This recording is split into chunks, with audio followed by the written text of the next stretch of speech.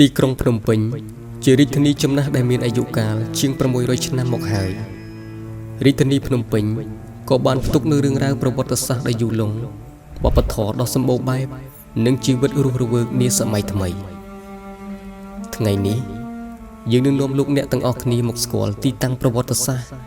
ទីកន្លែងប្រមូលផ្ដុំនិងរក្សាទុកនូវរតនសម្បត្តិវត្ថុបុរាណនិងតំបន់កំសាន្តនាសម័យថ្មីដូច្នេះសូមអស់លោកតាមដានទស្សនានិងស្ដាប់ដូចតទៅ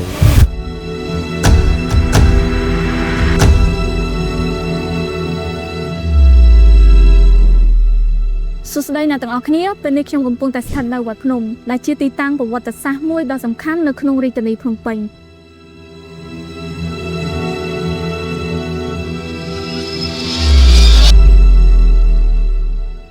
វត្តភ្នំឬវត្តភ្នំដូនពេញគឺជាវត្តដ៏ចំណាស់មួយនៅក្នុងប្រទេសកម្ពុជាវត្តភ្នំគឺជាទីមណ្ឌលបូជនីយដ្ឋានសាសនាវប្បធម៌និងប្រវត្តិសាស្ត្រជានិមិត្តរូបដ៏ចម្បងក្នុងការកំណត់អត្តសញ្ញាណនៃឈ្មោះទីក្រុងភ្នំពេញវត្តនេះផងដែរត្រូវបានប្រសិទ្ធនាមតាមឈ្មោះលោកយាយដូនពេញដែលជាអ្នកបង្កើតវត្តនេះឡើងដំបូងនៅក្នុងឆ្នាំ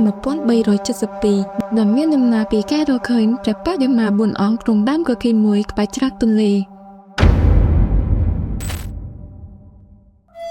នៅបដិមាព្រះទាំង4អង្គរួមមានបដិមាព្រះវិស្ណុដែលសាងឡើងពីថ្នាំថ្ម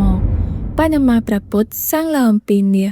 បដិមាព្រះឥន្ទសាងឡើងអំពីសំរិទ្ធបដិមាព្រះកំចាយដែលសាងឡើងអំពីលហិនភាពល្បីល្បាញនេះបានធ្វើឲ្យពួកឈ្មួញចិននិងពលរដ្ឋខ្មែរកាត់ចិនជាច្រើនមកធ្វើការបន់ស្រន់យ៉ាងច្រើនកកក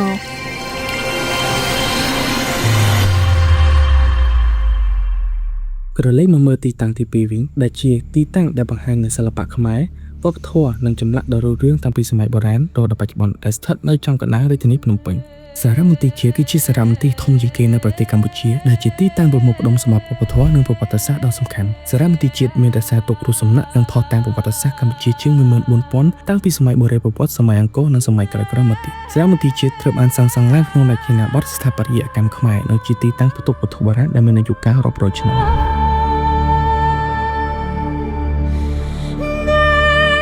នៅខាងក្នុងសារមន្ទីរមានការតាំងបង្ហាញវត្ថុបុរាណជាច្រើនរួមមានរូបចម្លាក់ព្រះពុទ្ធរូបចម្លាក់ហិណ្ឌូសេរ៉ាមិកនិងវត្ថុប្រើប្រាស់បុរាណនិងស្នាដៃសិល្បៈជាច្រើនមកទៀតវត្ថុបុរាណមួយចំនួនមានអាយុកាលរាប់រយឆ្នាំមកហើយត្រូវបានរកឃើញពីប្រាសាទបុរាណនិងតំបន់ប្រវត្តិសាស្ត្រនានាទូទាំងប្រទេសកម្ពុជាសារមន្ទីរជាតិជាទីកន្លែងដែលអតីតកាលនៅមានជីវិតនិងបន្តប្រាប់រឿងរ៉ាវរបស់ជាតិខ្មែរទៅកាន់ក្មេងៗជំនាន់ក្រោយបន្តទៀត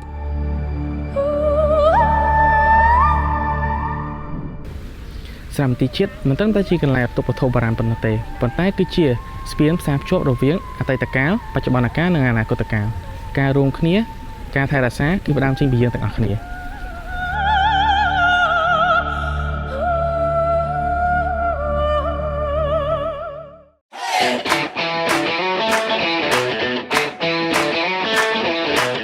ឡូវនេះពួកយើងបានមកដល់ផ្លូវថ្មើរជើងចតុមុខដែលយើងចំណាំហៅថា Wall Street ហ្នឹងឯង